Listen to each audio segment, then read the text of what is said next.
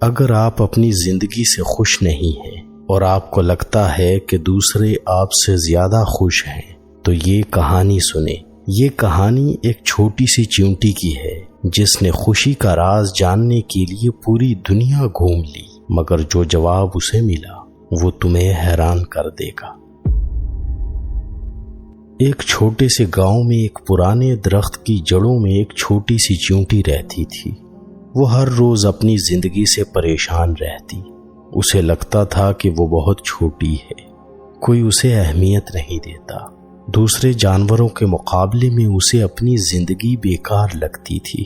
وہ سوچتی تھی کہ کوئی اسے نوٹس نہیں کرتا، کوئی اس کی بات نہیں سنتا اور اس کی زندگی میں کوئی مقصد نہیں۔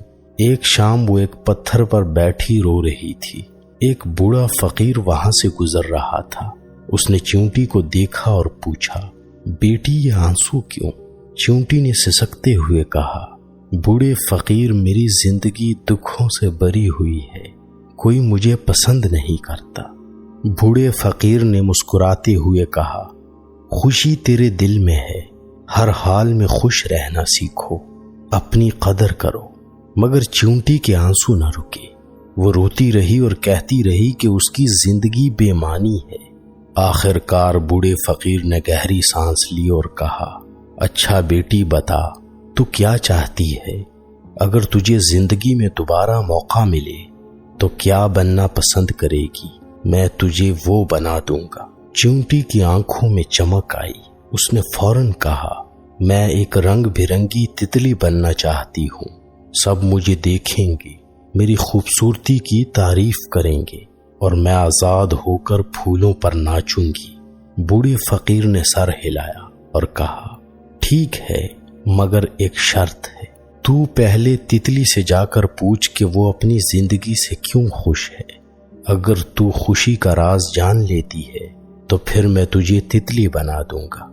چیونٹی خوشی سے اچلتی ہوئی نکل پڑی۔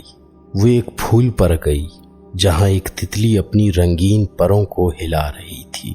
چیونٹی نے کہا، اے تتلی، تم کتنی خوبصورت ہو، سب تمہیں دیکھ کر خوش ہوتے ہیں، تم تو بہت خوش ہوگی۔ تتلی نے اداس ہو کر کہا، نہیں بہن، میری زندگی مشکل ہے، سب مجھے خوبصورت کہتے ہیں، مگر میری عمر بس چند دنوں کی ہے، میں جلد ختم ہو جاتی ہوں، اس لیے میں ہر وقت ڈرتی ہوں کہ میرا وقت ختم ہو رہا ہے۔ مجھے لگتا ہے شہد کی مکھی سب سے خوش ہے کیونکہ وہ شہد بناتی ہے اور سب کے لیے مفید ہے۔ چیونٹی تتلی کو چھوڑ کر ایک باغ میں شہد کی مکھی کے پاس گئی۔ مکھی پھولوں سے رس پی رہی تھی۔ چیونٹی نے کہا، اے مکھی، تم شہد بناتی ہو جو سب کو پسند ہے، تم تو بہت خوش ہوگی۔ مکھی نے اداس آواز میں کہا، نہیں بہن، میری زندگی آسان نہیں، میں دن رات محنت کرتی ہوں، مگر لوگ میرا شہد چوری کر لیتے ہیں، کبھی کبھی تو وہ مجھے مار بھی دیتے ہیں، میں اپنی محنت کی قدر نہیں پاتی۔ مجھے لگتا ہے خرگوش سب سے خوش ہے کیونکہ وہ جنگل میں آزاد گھومتا ہے۔ چیونٹی جنگل کی طرف دوڑی جہاں ایک خرگوش ہری بھری گھاس پر اچھل رہا تھا۔ چیونٹی نے کہا، اے خرگوش، تم کتنے مزے میں ہو، تم جنگل میں آزاد گھومتے ہو، تم تو بہت خوش ہو۔ خرگوش نے اپنے کان ہلائے اور کہا، نہیں بہن، میری زندگی اتنی اچھی نہیں، مجھے ہر وقت شکاریوں سے بھاگنا پڑتا ہے، کھانا ڈھونڈنا مشکل ہے اور میں ہر وقت ڈر میں رہتا ہوں۔ مجھے لگتا ہے پرندہ سب سے خوش ہے کیونکہ وہ آسمان میں آزاد اڑتا ہے۔ چیونٹی ایک بلند درخت پر چڑھی جہاں ایک رنگین پرندہ گانا گا رہا تھا۔ اس کی آواز ہر طرف گونج رہی تھی۔